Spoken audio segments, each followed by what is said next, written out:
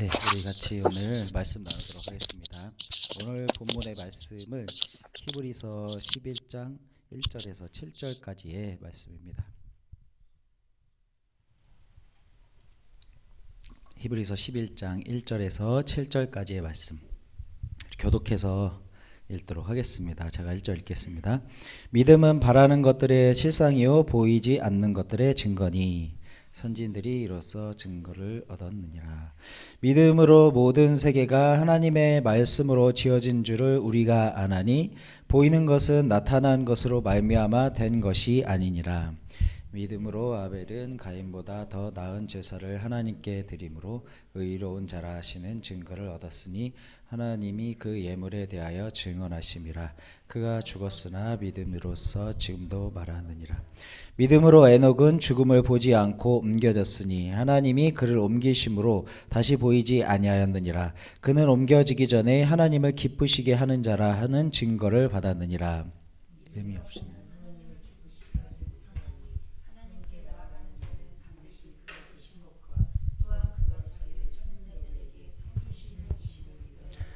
네, 7절 같이 읽겠습니다. 시작. 믿음으로 노아는 아직 보이지 않는 일에 경고하심을 받아 경외함으로 방주를 준비하여 그 집을 구원하였으니 이로 말미암아 세상을 정죄하고 믿음을 따르는 의의 상속자가 되었느니라. 아멘. 예.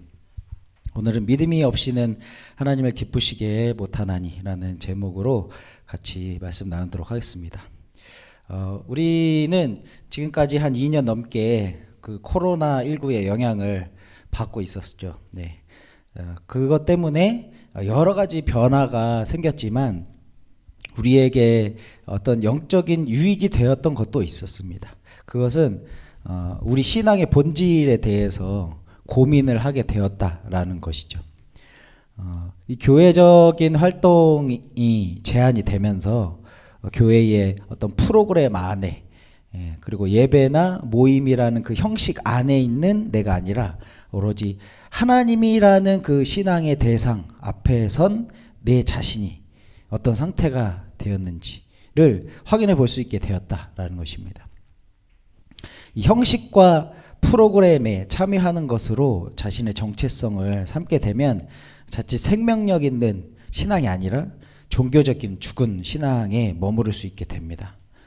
우리는 앞으로 약속하신 그 주님이 다시 오시기까지 종교적인 믿음에서 벗어나서 참 생명력 있는 믿음으로 경주할 수 있어야 됩니다.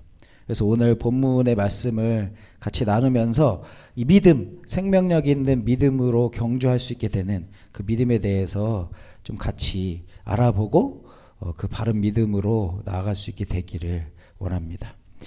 첫 번째로 살펴볼 것은 이 히브리서 11장 우리가 읽은 이 본문은 새로운 믿음의 방식을 제시하고 있다는 것입니다. 이 히브리서 11장은 믿음에 대해서 정의해주는 매우 유명한 말씀이죠. 그러나 사실은 믿음에 대해서 굉장히 심각한 오해를 가져오게 하는 말씀이기도 합니다. 우리 히브리서 11장 1절 한번 같이 읽어볼까요? 시작. 믿음은 바라는 것들의 실상이요 보이지 않는 것들의 증거니. 아멘. 이 말씀을 시작으로 해서 믿음으로 모든 것을 막 해내고 견뎌내고 막 승리하는 그 믿음의 선진들이 쭉 나오게 되죠. 11장에. 그러면서 이제 그러니까 열심히 믿으면 그 바라는 것이 실상이 되고 보이지 않는 것들이 나타나게 된다. 그러니까 열심히 믿어라. 이렇게 이제 해석을 하게 되면 잘못되게 된다라는 겁니다. 하나님 그렇게 하실 줄 믿습니다. 라고 하는 것은 자신이 그런 강한 믿음을 가지면 하나님께서 좋은 것을 해주실 수 있을 것이라는 자기 노력과 또 자기 신념에 근거한 믿음인 것입니다. 이 히브리서가 제시하는 믿음은 그런 것이 아닙니다.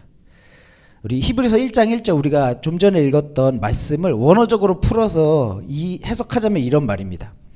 이제 믿음은 이것이다. 여기 이제 그 한글 성경에는 이제, 여기 영어 성경에는 now라고 되어 있는데 그런 말이 빠져 있는데 이 그 원어적으로 해석하자면 이제 믿음은 이것이다. 바라는 것들이 실상이고 보이지 않는 것들의 증거다. 이렇게 얘기하고 있는 것이죠. 그렇다면 이 문맥으로 봤을 때에 히브리서 기자는 믿음에 대해서 새로운 정의를 해주고 있는 것입니다. 그러니까 그 말은 이전까지의 어떤 믿음이 있었다라는 것이죠. 그래서 이전까지의 믿음은 이런 것이었는데 이제부터 믿음은 이런 것이다 라고 말하는 것입니다.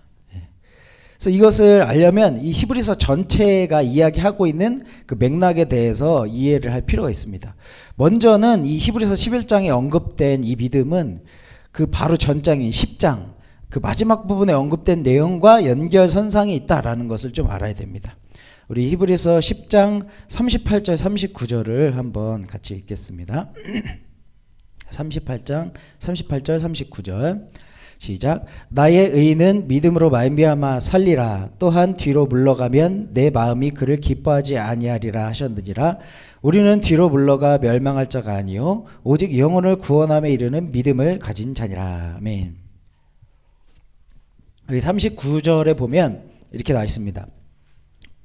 우리는 뒤로 물러가 멸망할 자가 아니요 오직 영혼을 구원함에 이르는 믿음을 가진 자다. 이렇게 얘기하면서 마무리가 되고 있거든요. 그러니까 이 히브리서 11장에서 이야기하는 믿음이라는 것은 막 필요한 것을 얻어내겠다라는 그 믿음이 아니라 영혼을 구원함에 이르게 하는 그 믿음에 관한 내용이다라는 것을 알아야 됩니다. 그래서 이 히브리서 11장은 11장에 나와 있는 그 믿음의 선진들이 쭉 나열이 되잖아요. 그 이야기는 구원받은 믿음을 증거한 구원받은 믿음을 그 선진들이 가졌다라는 것을 증거한 그 믿음의 선진들의 이야기다라는 것입니다. 이 히브리서 1장에서 10장 그러니까 이 11장까지 오기 전까지의 1장부터 10장까지에서는 성도가 버려야 할 믿음과 또 취해야 할 새롭게 취해야 할 믿음이 무엇인지를 1장부터 10장까지 쭉 설명해 주고 있는 것입니다. 이전의 믿음, 그러니까 버려야 할 믿음을 뭐라고 히브리서는 얘기하고 있을까요? 그것은 유대인들을 향해서 예수를 믿었으나 유대인이었었던 자들 그러나 핍박과 환난으로 말미암아 다시 유대교로 돌아가려는 유혹을 받고 있는 그 사람들에게 유대교가 가지고 있는 구원과는 무엇인지를 이제 설명을 했었죠. 1장부터 10장에서. 그래서 이 유대교에서는 무엇으로 구원을 받을 수 있다고 여겼냐면 광해 시내산에서 그 받은 그 언약 아래서 율법을 준수하고 제사를 잘 드리는 것으로 구원을 얻을 수 있다. 이렇게 이제 생각했던 겁니다. 근데 이 히브리서에서는 그렇게 시내산에서 받은 그 언약으로 성막, 광야의 성막을 짓고 거기에서 제사를 드리는 그것이 모형과 그림자다 이렇게 얘기합니다. 모형과 그림자다라는 것은 실체가 아니라는 것이죠. 우리 히브리서 10장 1절 한번 같이 읽어보도록 하겠습니다. 시작. 율법은 장차 올 좋은 일에 그림자일 뿐이요 참 형상이 아니므로 해마다 늘 드리는 같은 제사로는 나아오는 자들을 언제나 온전하게 할 수 없느니라. 아멘. 그러니까 시내산에서 받은 언약, 광야에서 받은 그 옛 언약 아래서는 온전한 구원을 경험할 수가 없다라는 것입니다. 그래서 이 히브리서 11장 1절에서 믿음은 바라는 것들의 실상이다 이렇게 얘기를 하거든요. 이 바라는 것들의 실상이라 했을 때 이 바라다라는 말이 헬라어로 엘피조라는 동사인데 이 히브리서 전체에서는 이 엘피조의 명사형인 엘피스라는 소망이라는 말로 여러 군데에 번역되어져 나타난 이 엘피스라는 말로 많이 쓰였습니다.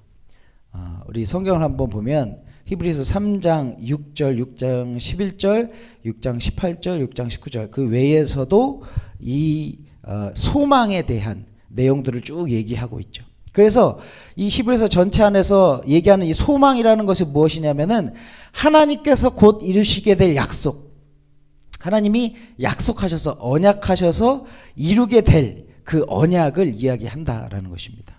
그리고 바라는 것의 실상이라고 했을 때 이 실상이라는 말은 헬라어로 휘포스타시스라는 말인데, 이제 이 말은 이 히브리서 이제 1장 3절과 3장 14절, 예, 띄워주셨죠? 1장 3절과 3장 14절 여기에서 보면은 1장 3절에서는 이는 하나님의 영광의 광채요 그 본체의 형상이라 했을 때에 이 본체라는 말이 휘포스타시스고, 3장 14절에서는 우리가 시작할 때 확신한 것을 했을 때 이 확신한 것이 이 휘포스타시스였습니다. 그래서 이 히브리서에서는 이 실상이라는 말을, 실체, 본체라는 말을 예수님과 그분이 전한 구원의 말씀을 그 지칭하는 말로서, 예수님이 실체이시고 예수님이 전한 구원의 말씀이 실체이다라는 것으로서 히브리서에서 쓰여지게 됐었던 것입니다.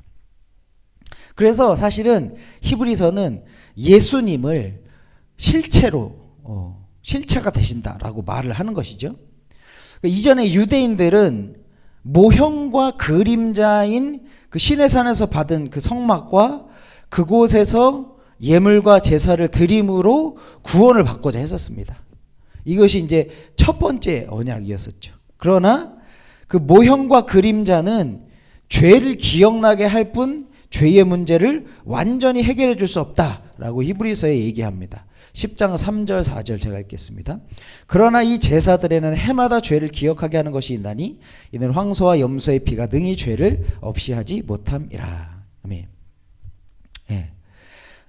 이 옛 언약 아래서는 죄의 문제를 완전히 해결할 수가 없었습니다. 그러나 예수님은 새 언약, 예레미야 31장 31절부터 34절까지 나와 있는 그 말씀, 이 하나님의 법을 사람의 생각에 두고 그 마음에 기록하시겠다라는, 그래서 하나님을 아는 자들로 하여금 죄에 대한 어떤 이 불의함에 대해서 보시지 않겠다라는 그 말씀, 그 언약, 그 새 언약 아래서 예수님이 참 장막이 되시고 예수님이 온전한 예물이 되시고 또 단번에 제사로 죄의 문제를 해결하신 그분이 예수님이시다, 이렇게 얘기를 하는 것이죠. 9장 15절 한번 같이 읽겠습니다. 시작. 이로 말미암아 그는 새 언약의 중보자이시니 이는 첫 언약 때에 범한 죄에서 속량하려고 주구사 부르심을 입은 자로 하여금 영원한 기업의 약속을 얻게 하려 하심이니라. 예. 그렇기 때문에 바라는 것들의 실상이라는 것은 예수 그리스도를 의미하는 것입니다. 네. 그럼 보이지 않는 것의 증거는 뭘 의미하는 걸까요? 사실 이것도 동일한 것을 얘기하는데, 그래서 보이지 않는 것은 바라는 것과 동일한 의미를 가지고 있다고 볼 수가 있습니다. 우리 히브리서 9장 8절에서 10절 한번 읽어볼게요. 시작.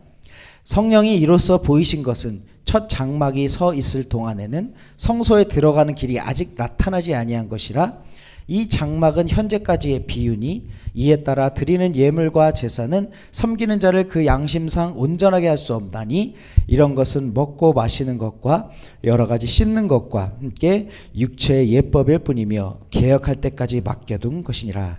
아멘.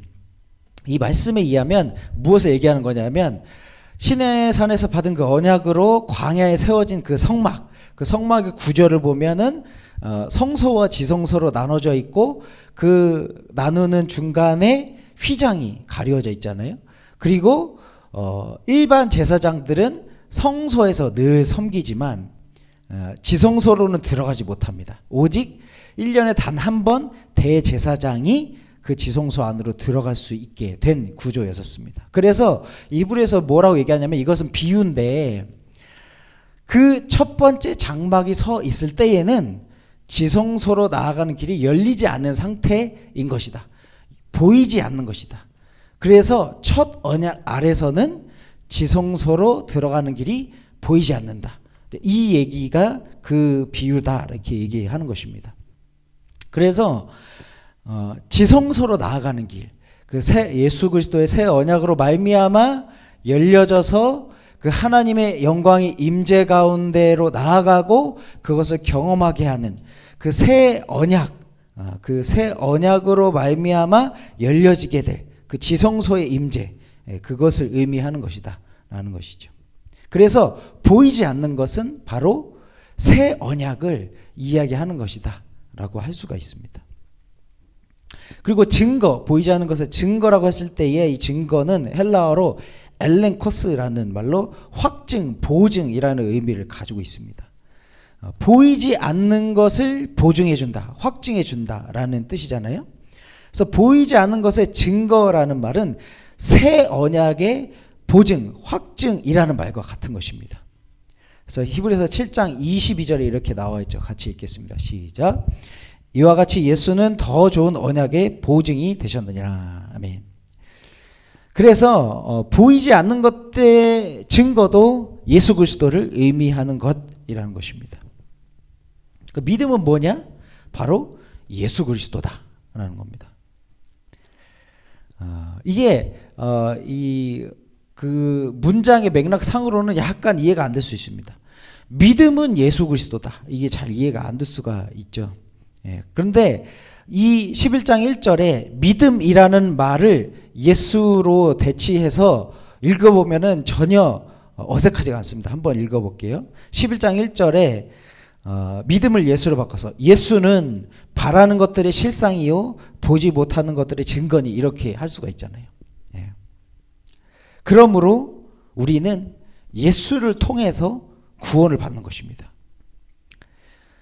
이 이전의 믿음은 자신이 의롭다고 여겨지는 행위로 의인이 되어야 하는 것, 그것이 구원이었으나 이제는 예수로 인해서 의를 얻는 것, 그것이 구원인 것입니다. 더 자세히 풀어서 얘기하면 이전에는 자기의 의로운 행위로 말미암아 구원을 얻으려고 했지만 이제는 예수의 행하심으로 우리가 의인이 되는 것이라는 것입니다. 그래서 로마서에서 바울 사도도 다음과 같이 얘기를 했습니다. 로마서 4장 5절을 한번 같이 읽겠습니다. 시작. 이를 아니할지라도 경건하지 아니한 자를 의롭다 하시는 이를 믿는 자에게는 그의 믿음을 의로 여기시나니. 예. 그러니까 이제 이 믿음의 대상은 오직 예수 그리스도이신 것입니다. 이전에 구원을 얻는 믿음은 스스로의 의로움을 얻기 위한 자기 노력과 자기 신념이었습니다. 믿습니다 라고 스스로 의지를 끌어내면서 열심을 내는 것으로 구원을 얻을 수 없죠. 오직 예수 그리스도로 구원을 얻을 수 있습니다. 오직 예수 안에 거할 때 우리는 구원을 얻을 수 있게 되는 것입니다. 예수 안에 거한다는 게 무엇일까요? 그것은 그의 말을 순종하는 것을 의미합니다. 우리가 예수 안에 거한다는 것은 예수의 말 안에, 말씀 안에 거한다는 것을 이야기합니다. 그 말씀이 곧 능력이요, 그 말씀이 곧 창세기에 천지를 창조하시는 말씀의 능력과도 같은 것이다 라는 것을 믿는 것입니다.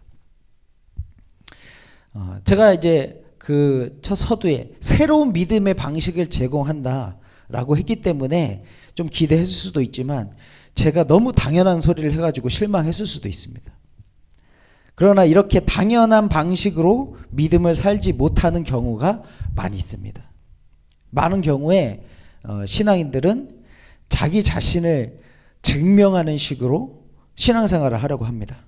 나는 이렇게 경건하게 살았기 때문에 또 교회 예배도 잘 나갔고 맡은 책임도 잘했기 때문에 괜찮은 사람이다.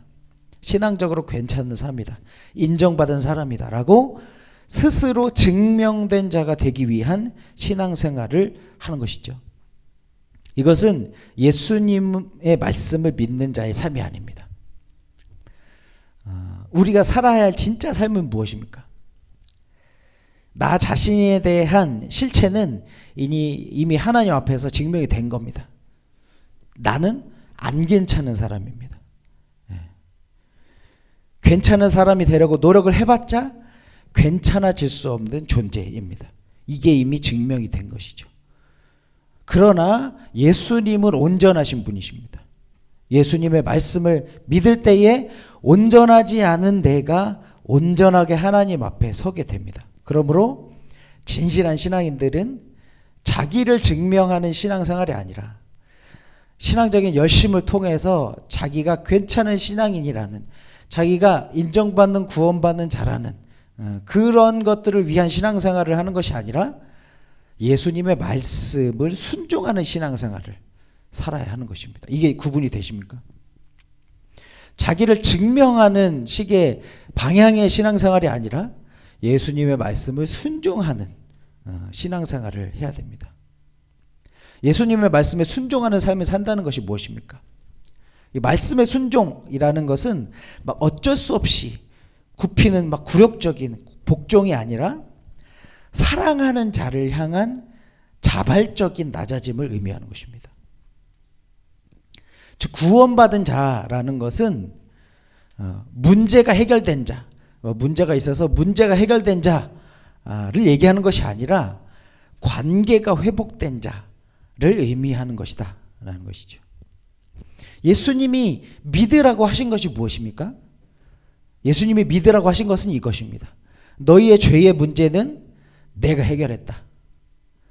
이제 하나님은 너희 아버지시다. 너희는 아버지의 자녀다. 아버지는 자녀를 사랑한다. 너희도 아버지를 사랑하는 자로 살아라. 이게 예수님의 말씀이라는 거예요. 이 말씀을 믿지 아니하고 자녀의 자리로 내려가서 자기 정체성을 삼지 않고 계속적으로 스스로 자신을 하나님의 자리에 서서 자기의 노력과 자기의 확신으로 자신을 증명하려는 그러한 삶은 구원받지 못한 삶이 된다라는 것입니다. 그러므로 믿음은 자기 노력, 자기 확신이 아니라 예수께서 열어놓으신 그 길로 들어가는 것입니다. 믿음은 방향이고 목적으로 향한 경주인 것입니다. 믿음은 따낸다는 것이라기보다는 방향을 향하여 나아가는 이 움직임, 이것이 믿음인 것이죠. 여러분 안에 그 믿음의 새로운 방향과 목적이 설정이 되는 은혜가 있기를 축원합니다. 이것은 내면 가운데 있는 진리를 진리로 여기게 하는 그 하나님의 성령이 역사하지 아니하시면은 참으로 깨닫기 어려운 부분이기도 합니다. 그 다음에 두 번째로 이 믿음의 방향과 목적은 하나님 아버지를 기쁘게 하는 것이다 라는 것입니다. 오늘 본문에 하나님을 기쁘시게 하는 믿음이 무엇인지를 알려주는 두 인물이 나옵니다. 첫 번째는 아벨입니다. 우리 히브리서 11장 4절 한번 같이 읽겠습니다. 시작. 믿음으로 아벨은 가인보다 더 나은 제사를 하나님께 드림으로 의로운 자라 하시는 증거를 얻었으니 하나님이 그 예물에 대하여 증언하심이라. 그가 죽었으나 그 믿음으로써 지금도 말하느니라. 아멘. 이 아벨은 더 나은 제사를 하나님께 드림으로 의로운 자로 인정되었다라고 했습니다. 아벨의 제사가 더 나은 이유에 대해서 어떤 사람들이 얘기하기를 아벨은 피를 흘리는 제사를 드렸고 가인은 곡식으로 제사를 드렸기 때문에 더 나은 제사였다, 이렇게 뭐 얘기하는 경우도 있긴 하지만 아마도 이것은 이유가 아니었던 것으로 보입니다. 왜냐하면 창세기 4장 3절 4절을 한번 보시면은 제가 읽겠습니다. 세월이 지난 후에 가인은 땅의 소산으로 제물을 삼아 여호와께 드렸고 아벨은 자기도 양의 첫 새끼와 그 기름으로 드렸더니 여호와께서 아벨과 그의 제물은 받으셨으나. 여기서 이 두 절에서 제물이란 말이 두 번 나오는데 가인이 드린 제물 그리고 아벨이 드린 제물, 이것이 히브리어로 민하라는 말입니다. 여기서 쓰인 이 제물이라는 뜻이 민하라는 건데, 이거 옛날에 우리 성막했을 때 기억이 잘 안 나시겠지만은 그 5대 제사 중에서 번제, 소제 뭐 이렇게 막 나오잖아요. 거기에서 이 민하라는 것은 소제를 의미합니다. 예. 그러니까 가인이 드린 제물도 소제물이었었고 아벨이 드린 제물도 소제물이었다라는 것이죠. 이 소제는 5대 제사 중에서 피 없이 드리는 제사로 그 의미가 무엇이냐면 하나님께 영광과 충성을 바치는 의미로 하나님께 감사하고 하나님께 나의 충성을 드린다라는 의미로 드리는 제사였다라는 것입니다. 그러므로 이 제물의 종류가 그 두 사람의 의와 불의를 가리는지는 알았을 것이다 라는 것이죠.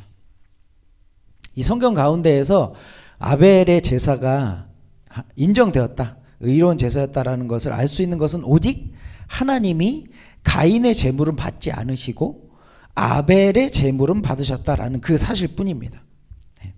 그러니까 결국에 나중에 가인이 질투심으로 동생을 살해했기 때문에 가인의 불의가 그 증명이 되긴 했지만 그 전에는 오직 하나님이 받으시고 안 받으시는 것으로서 의와 불의가 결정이 됐다라는 것이죠. 그렇다면 하나님은 두 사람의 제사에서 그 중심을 보셨음을 알 수가 있습니다. 그 두 사람의 중심에 따라서 의와 불의가 결정됐다라는 것이죠. 그들의 중심에는 무엇이 있었을까요? 이거는 이제 성경상에 명확하게 나와 있지 않지만 유추해 보자면 가인은 아담의 첫째 아들이었습니다. 그의 이름의 뜻은 가인이라는 이름의 뜻은 소유, 취하다 이런 의미를 가지고 있거든요. 이거는 아담과 하와가 에덴 동산을 쫓겨날 때에 하나님의 하신 약속과 연관이 되어져 있습니다. 우리 창세기 3장 15절 한번 같이 읽겠습니다. 시작. 내가 너로 여자와 원수가 되게 하고 내 후손도 여자의 후손과 원수가 되게 하리니 여자의 후손은 내 머리를 상하게 할 것이요 너는 그의 발꿈치를 상하게 할 것이니라 하시고. 네, 이 말씀은 원시복음이라고 해서 여기에서의 여자의 후손이 예수 그리스도다라는 이야기는 많이 들으셨을 것입니다. 그러나 이 약속을 들은 아담과 하와에게는 예수 그리스도가 그 당시 안 보일 수 있잖아요. 그래서 아담과 하와는 어떤 생각을 갖게 되냐면 하와로부터 나아지는 후손을 통해서 자신들을 범죄에 빠지도록 유혹한 그 사단의 권세를 깨트릴 수 있을 것이다, 이렇게 이제 생각을 했을 것입니다. 그래서 가인이 태어나자 아담과 하와가 그 후손을 얻었다라는 기쁨으로, 그 여자의 후손, 약속하신 그 여자의 후손을 얻었다는 기쁨으로 가인이다, 얻었다, 그 아들을 얻었다, 이렇게 이름했을 것이다 라는 것이죠. 근데 문제는 아들이 또 하나가 태어납니다. 이미 약속의 후손이 있기 때문에 사실 또 다른 아들은 필요하지가 않았었죠. 그래서 둘째 아들의 이름을 아벨이라고 지었는데, 아벨이라는 이름의 뜻이 쓸데없다, 허무함, 이런 의미인 것입니다. 가인과 아벨은 아담과 하와를 통해서 여자의 후손에 대해서 들었을 것입니다. 그러면서 아마 자신의 정체성이 결정이 됐을 수 있습니다. 그의 이름이 곧 그의 정체성이 되는 것이 사실 성경에 나와 있는 흐름이기 때문에, 가인의 정체성은 어떻게 보면 스스로를 구원자가 되려고 하는 그것으로서 자기 정체성을 삼았을지 모릅니다. 아벨은 스스로를 불완전한 존재로 인식했을 것입니다. 그런 두 사람에게 계시가 임하죠. 제사를 드리잖아요. 아마도 하나님의 말씀이 두 사람에게 임한 것으로 볼 수 있습니다. 그 말씀은 무엇이냐? 너희가 하나님께 가까이 올 수가 있다. 비록 너희 아버지와 어머니는 에덴 동산에서 쫓겨났지만 내가 너희에게 하나님께 가까이 올 수 있는 방법을 가르쳐 준다. 제사를 드리라. 이런 말씀이 떨어지게 된 것입니다. 하나님과 관계를 회복할 수 있는 길로 제사를 드려서 예물로 제사를 드리는 것이라는 것입니다. 그래서 두 사람이 제사를 드리죠. 그러나 가인은 제사를 드리는 자기의 의를 통해서 자신이 인정받기를 원했습니다. 그러나 아벨은 제사를 명하신 분의 말씀을 의로 삼아서 하나님을 만나고자 했습니다. 아벨은 말씀하신 분을 인정한 것이죠. 여기서 말씀하신 분이 누구냐? 이거는 사실은 명확하게 누가 말씀을 하셨다 이 얘기조차도 나오지 않지만 구약에서 하나님의 말씀이 전하여지는 것, 특히 이제 창세기 그 창조 기사에 보면은 말씀하시는 분이 나오잖아요. 그 말씀하시는 분이 누군가 라고 했을 때 요한복음에서는 이렇게 표현합니다. 말씀이 육신이 되어 이 땅 가운데 임하셨다 이렇게 표현하잖아요. 그러니까 사실 예수님은 말씀하시는 분으로서, 그 말씀을 선포하시는 분으로서 사실 성경 전체 가운데에서 나오시는 분이거든요. 그러니까 이 아벨이 믿은 말씀은 사실은 이 해석이 정확하지 않을 수 있지만 예수 그리스도의 말씀을 믿은 것이다. 왜냐하면 이 히브리서 11장 1절에서 믿음은 예수로 말미암는다 이렇게 얘기했기 때문에 이 아벨은 전하여진 그 말씀하신 분을 믿음으로 그 말씀에 대한 신뢰를 가지고서 의로움을 얻게 되었다라는 것이기 때문에 그렇습니다. 두 번째 사람은 에녹입니다. 우리 11장 5절 한번 같이 읽겠습니다. 시작. 믿음으로 에녹은 죽음을 보지 않고 옮겨졌으니 하나님이 그를 옮기심으로 다시 보이지 아니하였느니라. 그는 옮겨지기 전에 하나님을 기쁘시게 하는 자라 하는 증거를 받았느니라. 아멘. 이 에녹은 믿음으로 죽음을 보지 않고 옮겨졌다. 그래서 옮겨졌다는 뜻은 승천했다는 말과 동일한 말입니다. 그래서 승천을 했지만 승천하기 전에 말씀에 의하면 승천하기 전에 하나님을 기쁘시게 하는 자라는 믿음의 증거를 받았다고 얘기합니다. 그 증거가 무엇일까요? 에녹에 대한 이 내용도 성경에 잘 나오진 않지만 창세기 5장 24절 한번 보겠습니다. 함께 읽겠습니다. 시작. 하나님과 동행하더니 하나님이 그를 데려가심으로 세상에 있지 아니하였더라. 예. 이 에녹은 하나님과 동행을 했다 이렇게 얘기합니다. 예. 하나님과 동행한 것이 하나님을 기쁘시게 하는 일이었다 이렇게 볼 수 있겠죠. 그럼 하나님과 동행하였다는 것은 구체적으로 무엇을 의미하는 것일까요? 이 에녹에 관한 기록이 신약 성경에도 두 군데가 나오는데 하나는 이 히브리서고 하나는 유다서입니다. 우리 유다서 1장 14절 15절 한번 같이 읽겠습니다. 시작. 아담의 7대 손 에녹이 이 사람들에 대하여도 예언하여 이르되 보라 주께서 그 수만의 거룩한 자와 함께 임하셨나니 이는 뭇사람을 심판하사 모든 경건하지 않은 자가 경건하지 않게 행한 모든 경건하지 않은 일과 또 경건하지 않은 죄인들이 주를 거슬러 한 모든 완악한 말로 말미암아 그들을 정죄하려 하심이라 하였느니라. 아멘. 이 말씀에 의하면 이 에녹은 그 당대에 하나님의 말씀을 예언하였다 라고 이렇게 나와 있는데 그 받은 말씀을 전한 자였었는데 무엇을 전했냐면은 경건하지 않은 자가 받을 심판에 대해서 전하는 자였다 이렇게 얘기하는 것입니다. 그러니까 에녹이 하나님과 동행했다라고 하는 것은 일반적으로 떠올리기에 막 수도원의 수도사처럼 세상과 단절하고 고요한 가운데서 지냈다는 것이 아니라는 겁니다. 이 유다서에 의하면 에녹은 세상을 향해서 하나님의 말씀을 전했습니다. 그 말씀은 죄인들에 대한 심판에 관한 말씀이었습니다. 유대 전승에 따르면 이 에녹은 주로 회개의 모델로서 계속 언급이 됩니다. 그러니까 그 삶에는 돌이켜지게 되는 사건이 있었다라는 것을 알 수가 있죠. 예. 그 성경의 이유가 명확하게 나와 있지는 않지만 유추해 볼 수 있는 내용이 뭐냐면은 그 아들의 이름입니다. 그러니까 에녹이 65세 때 아들을 낳았는데 그의 이름이 무드셀라였었습니다. 이 무드셀라의 이름은 그가 죽을 때에 그것이 오리라 라는 뜻입니다. 그러니까 이건 뭘 얘기하냐면은 무드셀라가 죽을 때 그것이 올 것이다. 그것이 뭐냐? 심판이라는 겁니다.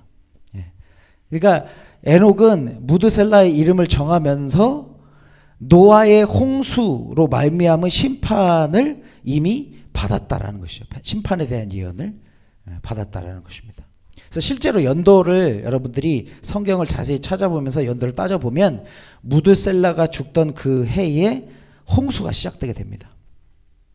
이 말은 에녹에게 하나님의 심판의 말씀이 임하였다라는 것을 의미하죠. 즉 무드셀라를 낳을 때에 하나님께서 이렇게 예언을 하신 겁니다. 이 아들이 죽을 때에 세상을 심판하시겠다라는 말씀을 에녹에게 하신 것입니다. 에녹은 이 말씀을 듣고 회개하게 된 것 같습니다. 그는 300년 동안 회개의 삶을 살았습니다. 365년 살았잖아요. 그래서 그는 300년 동안 심판의 말씀을 전하면서 회개의 삶을 살은 것입니다. 그래서 그 회개를 통하여 하나님께 나아갔었던 것이죠. 그러니까 이전에 그의 삶이 65년간의 삶이 어떠했는지 알 수는 없으나 하나님의 말씀을 듣고 에녹은 회개했고 그 심판의 말씀을 세상 사람들에게 전하는 전도자의 삶을 살았던 것입니다. 이러한 삶이 곧 하나님과 동행하는 것이다 이렇게 얘기합니다. 왜냐하면 그가 말씀하신 하나님과의 삶을 300년 동안 산 것이기 때문에 그렇습니다. 하나님의 말씀이 반드시 이루어질 것을 믿는 삶인 것입니다. 그래서 에녹은 하나님을 기쁘시게 하는 증거를 얻었다 이렇게 성경이 얘기하죠. 우리 히브리서 11장 6절 한번 읽겠습니다. 시작. 믿음이 없이는 하나님을 기쁘시게 하지 못하나니 하나님께 나아가는 자는 반드시 그가 계신 것과 또한 그가 자기를 찾는 자들에게 상 주시는 이심을 믿어야 할지니라. 아멘. 하나님을 기쁘시게 하는 믿음은 그가 계신 것과 자기를 찾는 자들에게 상 주시는 이심을 믿는 것입니다. 즉 그분이 살아계신 분이라는 것, 그리고 그분을 찾는 자에게 여기서 상 주시는 이시라 했는데 하나님을 찾는 자에게 주어지는 여기서 상은 보상이라는 겁니다. 그건 뭐냐? 그분을 찾는 자에게 그분을 주시겠다라는 것이죠. 그러니까 믿음이 없다는 것은 하나님이 살아계시지 않는 것처럼 사는 것이죠. 그러니까 하나님을 인격이 아니라 그냥 원리처럼 대하는 것입니다. 그저 내가 내 의로 열심을 내면 그에 합당한 보상을 얻는 것처럼 여기는 것이죠. 그리고 그분을 찾아봤자 만날 수 없다고 여기는 것입니다. 그래서 주어진 의무와 책임만 다하면 나는 괜찮은 사람이 된다 여기는 것. 그것이 믿음이 없는 것입니다. 하나님이 인격이시라는 것을, 하나님이 말씀하시는 분이시며 아버지시라는 것을 믿지 못하는 것이죠. 여러분, 부모와 자식의 관계는 그냥 의무와 책임을 다하면 되는 관계가 아닙니다. 내 부모가 무엇을 슬퍼하시는지, 무엇을 기뻐하시는지를 알고 그 부모님의 기쁨을 위해서 말씀에 순종하는 관계여야 하는 것입니다. 나는 자식으로서 의무를 다했어. 난 자식으로서 책임을 다했어. 이러면 부모님이 기뻐하시는 걸까요? 예. 그 말로써 그가 부모님에게 참으로 아픈 어떤 부모님의 마음을 아프게 하고 있다라는 것을 드러내는 것밖에 안 되는 겁니다. 여러분 가운데 아버지를, 우리의 아버지 대신 아버지를 기쁘게 하는 믿음의 삶이 열려지게 되기를 축원합니다. 우리 세 번째 마지막으로 아버지의 말씀을 두려워하는 것이 하나님을 기쁘시게 하는 믿음이다 라는 것입니다. 우리 히브리서 11장 7절 한번 읽겠습니다. 시작. 믿음으로 노아는 아직 보이지 않는 일에 경고하심을 받아 경외함으로 방주를 준비하여 그 집을 구원하였으니 이로 말미암아 세상을 정죄하고 믿음을 따르는 의의 상속자가 되었느니라. 예. 이 창세기에서 노아는 세상을 심판하실 것이라는 하나님의 직접적인 말씀을 받았습니다. 창세기 6장 13절 제가 읽겠습니다. 하나님이 노아에게 이르시되 모든 혈육 있는 자의 포악함이 땅에 가득하므로 그 끝날이 내 앞에 이르렀으니 내가 그들을 땅과 함께 멸하리라. 예. 이 말씀을 듣고 노아는 하나님이 말씀하신 대로 방주를 지었죠. 그래서 히브리서 7장에 보면은 7절에 경고하심을 받아서 경외함으로 방주 준비하였다 이렇게 합니다. 여기서 경외하다라는 말은 두려워했다라는 것이죠. 예. 근데 오해하지 말아야 되는 것은 노아는 홍수의 심판을 무서워한 것이 아닙니다. 예.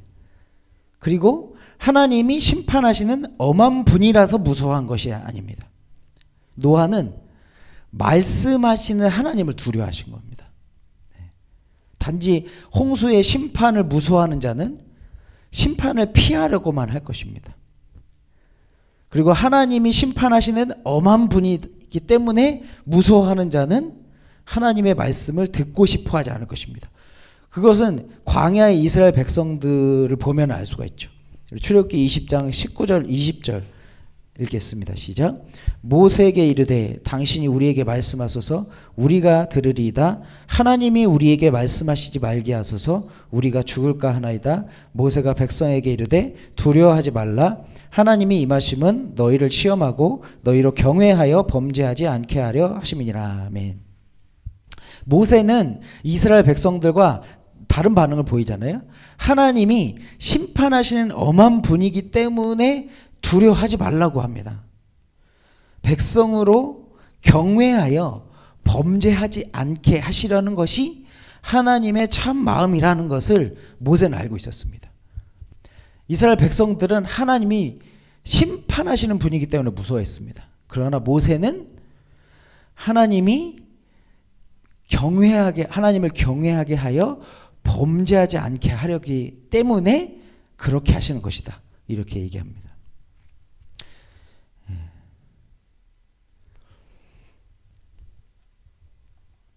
이 모세는 하나님의 참 마음이 무엇인지를 알고 있었던 것이죠. 노아도 하나님의 마음을 알고 있었습니다. 그래서 하나님의 말씀대로 순종해서 방주를 지었죠. 노아는 방주를 지으면서 하나님의 심판의 말씀을 세상에 전하였을 것입니다. 그러나 사람들은 그런 노아를 무시하고 욕하고 비난했을 것입니다. 노아가 세상을 사랑했다면 그런 세상 사람들의 말이 두려웠을 것입니다. 그들을 실망시키고 그들에게서 버림받는 것이 두려웠을 것입니다. 그러나 노아는 하나님을 사랑했기 때문에 하나님의 말씀을 거역하여서 하나님을 실망케 하는 것이 두려웠습니다. 하나님의 노아를 향하신 뜻은 심판이 아니라 구원이었습니다. 노아가 두려워한 것은 심판이 아닙니다. 7절에 경고하심을 받아라고 이렇게 되어 있어서 노아가 홍수 심판에 대한 경고를 받은 것처럼만 느껴지지만 노아가 받은 말씀은 방주를 짓는 것이었습니다. 하나님은 죄악된 세상을 심판하시지만 노아는 구원하시겠다라고 말씀하셨습니다. 그에게 이 세상을 상속하시겠다. 노아를 통해서 이 세상을 다스리겠다라고 말씀을 하신 것이죠. 노아는 그 말씀을 믿고 끝까지 경외하여서 말씀하신 대로 순종함으로 세상이 정죄받게 하였고 자신은 하나님의 나라를 상속하는 아들이 되었습니다. 사실은 앞에서 언급한 아벨과 에녹도 마찬가지입니다. 아벨도 말씀에 순종함으로 가인을 정죄하게 된 거잖아요. 자신은 믿음으로 상속자가 되고, 그러니까 아벨이 상속자가 되었다라는 것은 잘 나타나지 않지만 사실 창세기 5장에 아담의 계보를 통해서 알 수가 있습니다. 창세기 5장 1절에서 3절 제가 읽어볼게요. 이것은 아담의 계보를 적은 책이니라. 하나님이 사람을 창조하실 때에 하나님의 모양대로 지으시되 남자와 여자를 창조하셨고 그들이 창조되었던 날에 하나님이 그들에게 복을 주시고 그들의 이름을 사람이라 일컬으셨더라.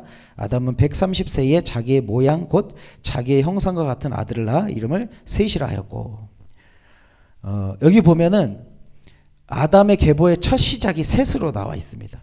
실제로 아담의 계보에는 가인도 아벨도 언급이 안 되고 있죠. 그러나 첫째로 언급이 된 이 아담의 셋째 아들의 이름이 셋이잖아요. 이 셋이라는 이름의 뜻은 노타, 대치된, 대치하여 놓아지다 뭐 이런 뜻이거든요.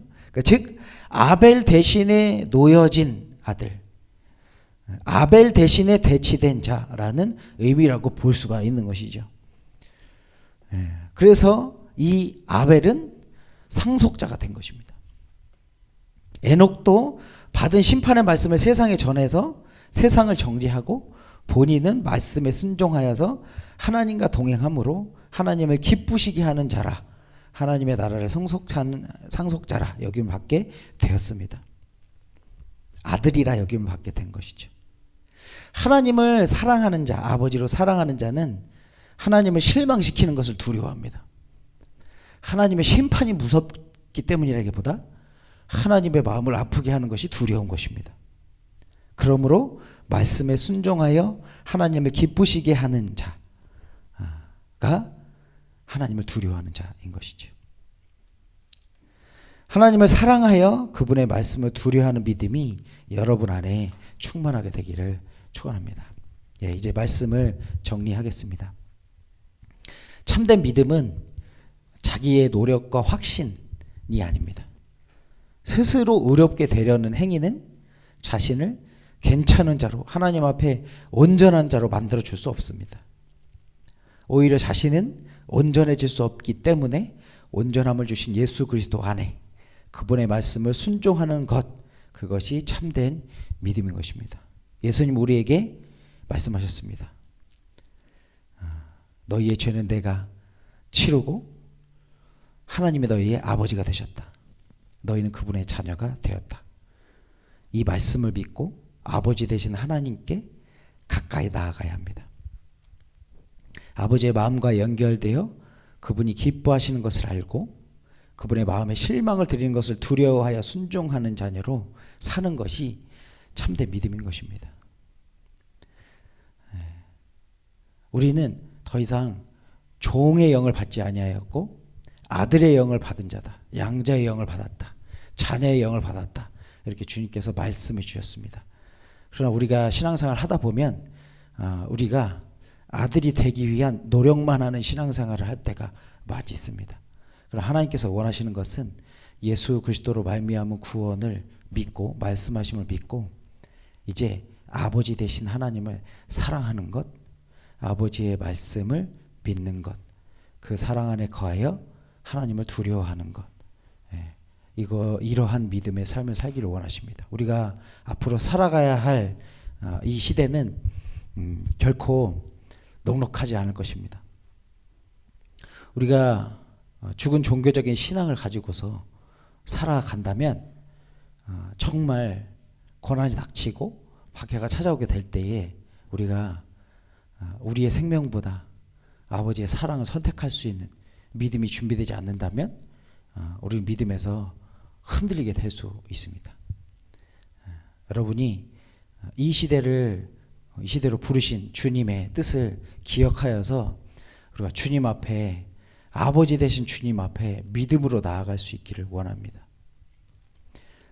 그러할 때에 주님께서 우리의 삶 가운데 믿음으로 우리가 나아갈 때에 예수 그리스도로 말미암아 우리가 지금 온전하기 때문이 아니라 우리의 상태가 의롭기 때문이 아니라 예수 그리스도로 말미암아 우리를 아버지의 임재 가운데로 아버지의 말씀을 듣고 그분을 경험하는 자리로 우리를 불러주시고 우리로 아벨과 같이 에녹과 같이 또 노아와 같이 그분의 뜻을 전하는 세상을 정죄하고 의의 상속자로서 주님 앞에 살아가는 자로 살아가게 하실 것입니다. 이 믿음으로 살아가게 되는 은혜가 여러분 가운데 있기를 축원합니다. 우리 같이 찬양하고 기도하도록 하겠습니다.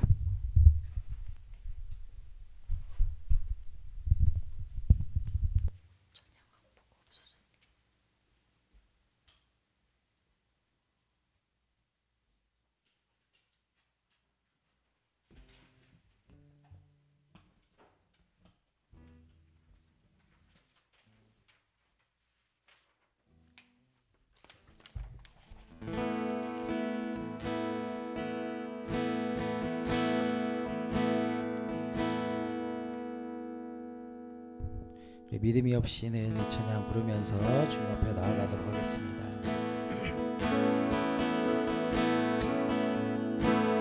주님 제 마음이 너무 둔해서 주님을 볼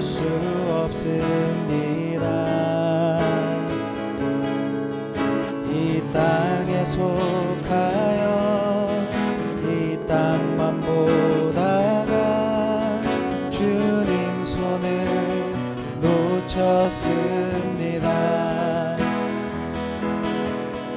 나는 나그네로 왔는데 왜 주저하게 되었나. 나는 정직인데 언제부터 내 삶의 주인이 되어버렸나. 믿음이 없이는 기쁘시게 못하나니 고된 수고도 다 헛될 뿐이라. 믿음이 없어서 무너진 삶의 모든 자리에 다시 주님을 기다립니다. 주님 제 마음이 너무 둔해서 주님을 볼 수 없습니다.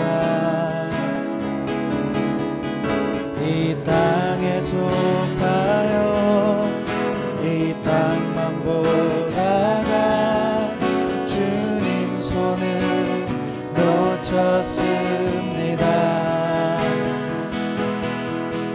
나는 나그네로 왔는데 왜 주저하게 되었나. 나는 정직인데 언제부터 내 삶의 주인이 되어버렸나.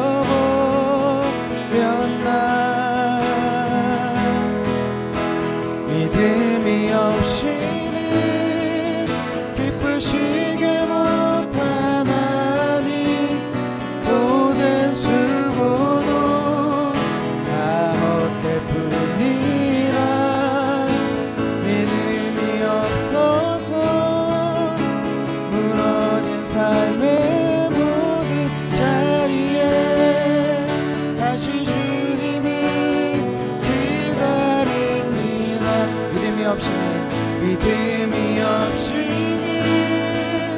기쁘시게 못하나니 모든 수고도 다 헛될 뿐이라. 믿음이 없어서 무너진 삶의 모든 자리에 다시 주님을 기다림. 마지막으로 믿음이 없이는 기쁘시게 못하나니 모든 수고도 다 헛될 뿐이라. 믿음이 없어서 무너진 삶의 모든 자리에 다시 주님을 기다립니다. 우리 이 시간 기도할 때에 들은 말씀을 좀 기억하면서 주님,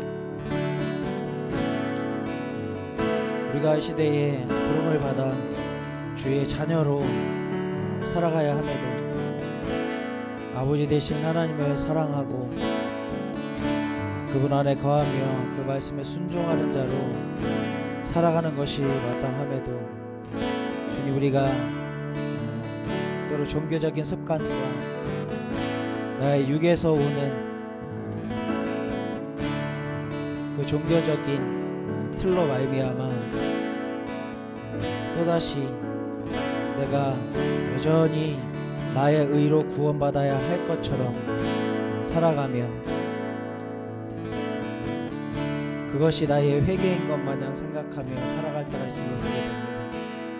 주님, 참된 회개는 예수의 말씀을 믿는 것인 줄로 믿습니다.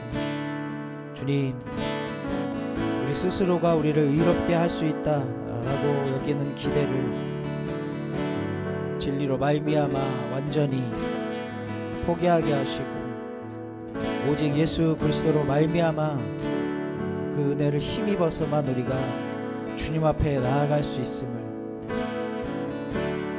그런데 예수께서 이미 그 일들을 온전히 이루셨음을 우리가 믿고 예수께서 말씀하신 그 말씀을 믿는 믿음으로 살아가기 원합니다. 예수께서 십자가의 공로로 말미암아 그 피 흘리심으로 말미암아 우리의 삶은 거룩함을 얻고 우리가 주님 앞에 설 수 있게 되었으며 예수의 몸에 찢기심으로 열려진 그 지성소 가운데로 아버지 되신 하나님을 만나는 그 자리 가운데로 나아갈 수 있게 하여 주셨습니다.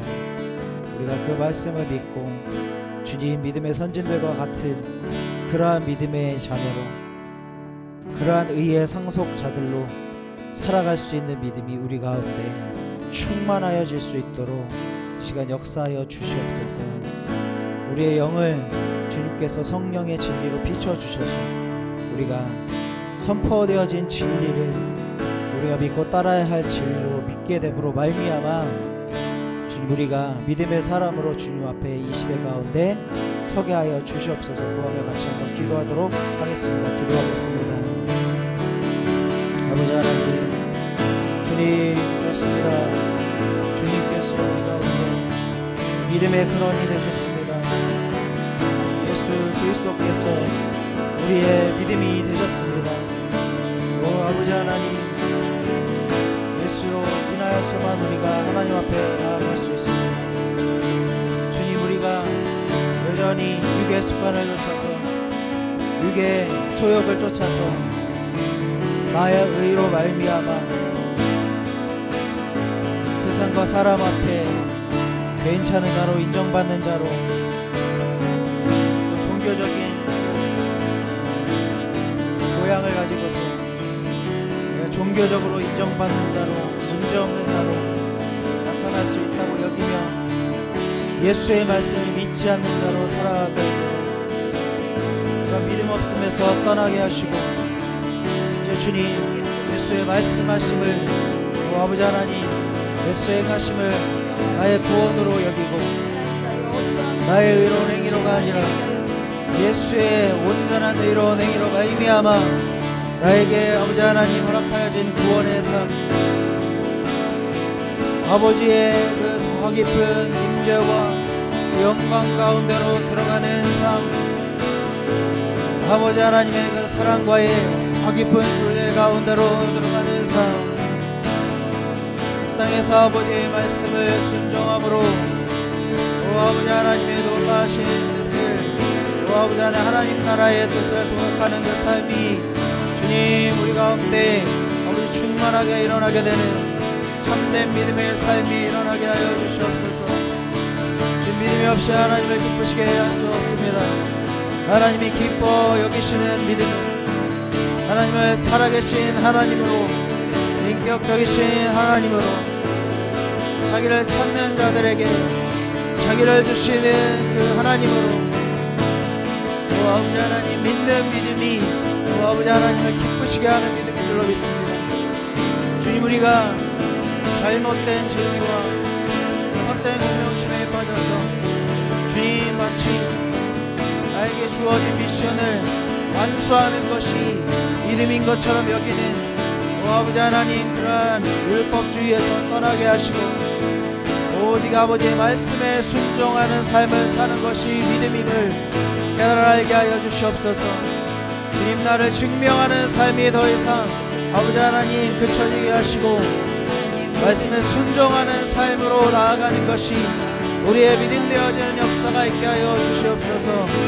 오 하나님 아버지 이 시간 주의 성령의 능력으로 말미암아 진리의 성령의 역사로 말미암아 내가 믿고 있는 이 믿음이 새로워지게 하시고 믿음의 새 부대가 아버지 하나님 이렇게 아버지 하나님 주님의 말씀으로 말미암아 정결되어지게 하시며 새 부대의 새 포도주가 부어지는 역사가 아버지 하나님 가운데 임하여지는 놀라운 은혜가 시간 임하여지도록 주님 역사하시고 함께 하시고 인도하여 주시옵소서.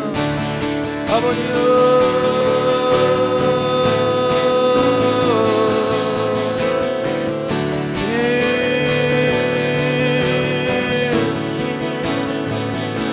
우리의 주인 되시고 또 우리의 아버지 하나님 구원자 되신 예수 예수 그리스도로 말미암아 우리에게 허락되어진 자녀된 아버지 하나님 오 아버지 하나님 자녀로 아버지를 사랑하게 하시고 자녀로 아버지 하나님을 두려워하게 하셔서 오 아버지 하나님 우리가 이 세상을 살아가는 동안에 주님 우리가 말씀에 순종함으로 말미암아 세상을 정죄하고 주님 믿음을 따르는 우리의 상속자들로 아버지의 나라를 상속받는 주의 자녀들로 주님 그렇게 하나님 앞에 나타날 수 있게 하여 주시옵소서. 오 아버지 하나님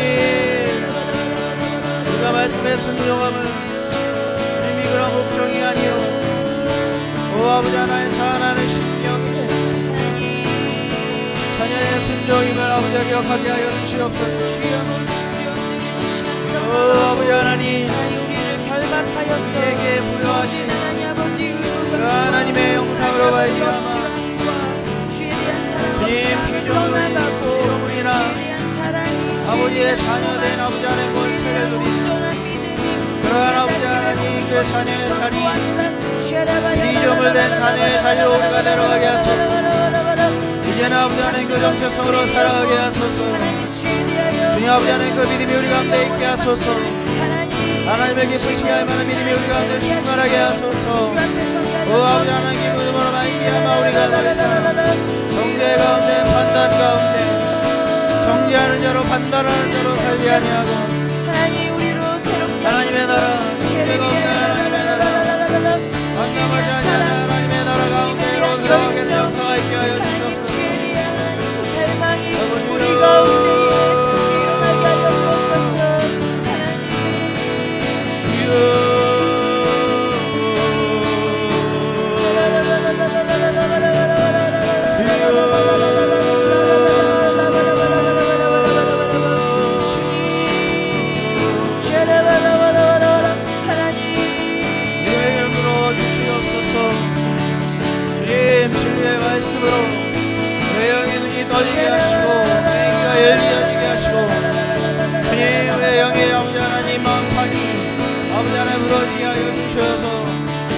아버지 우리가 주님 앞으로 나아갑니다. 우리 아들로 부르시고 아버지 하신 하나님의 그 임재 가운데로 충만한 임재 가운데로 나아갈 수 있게 된 놀라운 은혜 권세 주를 찾는 자들에게 주를 주시는 놀라우신 은혜를 받게 되는 주님 우리가 누리게 하여 주시옵소서. 주님 감사합니다. 주님 찬양합니다. 예수 그리스도로 말미암아 우리가 하나님을 아버지라 부르게 되었고 우리가 양자의 영 자녀의 영을 받아 이제 종으로 주님 앞에 서는 것 아니라 내 자신을 증명하며 내가 누구인지를 알지 못하여 내 자신을 증명하는 그러한 삶으로 살아가는 것 아니라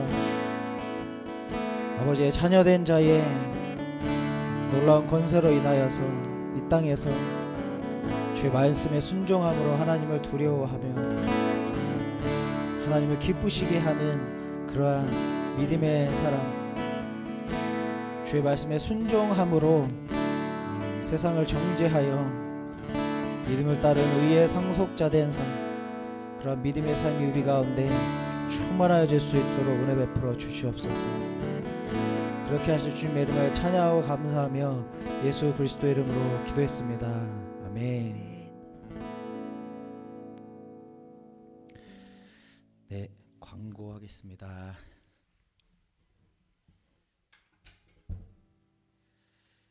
예배에 오신 여러분 환영하고요. 예, 다음 예배는 5월 며칠이죠?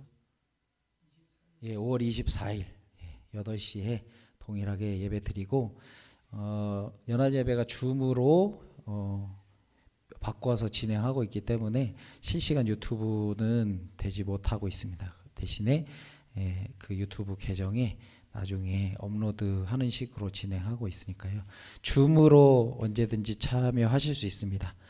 간사님들을 통해서나 언제든 연락을 주시면 예배에 참석할 수 있도록 줌 링크 보내드리니까 기억하셔서 같이 예배 드리시면 좋을 것 같고, 그리고 월요일과 목요일에 월요일은 8시에 목요일은 8시 반에 동일하게 온라인 기도 모임이 계속되고 있습니다. 함께 기도하면서 좀 이 시대에 우리를 부르신 하나님 앞에 믿음으로 준비되는 그런 기도의 시간이 될 수 있으면 좋겠습니다. 네. 광고는 마쳤고요. 제가 기도하고 오늘 예배는 마치도록 하겠습니다. 기도하겠습니다. 아버지 하나님 감사합니다. 우리로 하나님을 기쁘시게 하는 믿음을 주신 줄 믿습니다. 우리가 예수 그리스도로 말미암아 얻은 그 놀라운 자녀된 권세를 알고 기억하고 그것이 우리의 삶의 정체성으로 삼아져서 믿음이 있는 자로 이 땅 가운데에서 주의 말씀에 순종하는 것으로 인하여 또 이 땅을 정죄하고 세상을 정죄하고 참으로 하나님이 이 땅의 주인이심을 나타내어 주님 믿음을 따르는 의의 상속자들로 그렇게 살아가게 하실 줄로 믿습니다. 그 믿음으로 살아가게 된 은혜가 우리 귀한 지체들 한 명 한 명 가운데 풍성하게 충만하게 부어지게 하시고 성령으로 말미암아 그렇게 깨달아짐으로 믿음이 부어지게 되므로 그렇게 믿음의 그러한 용사들로 살아가게 되는 한 사람 한 사람의 삶이 되어지게 하여 주시옵소서. 그렇게 하실 주님의 이름을 찬양하고 감사하며 예수 그리스도의 이름으로 기도했습니다. 아멘.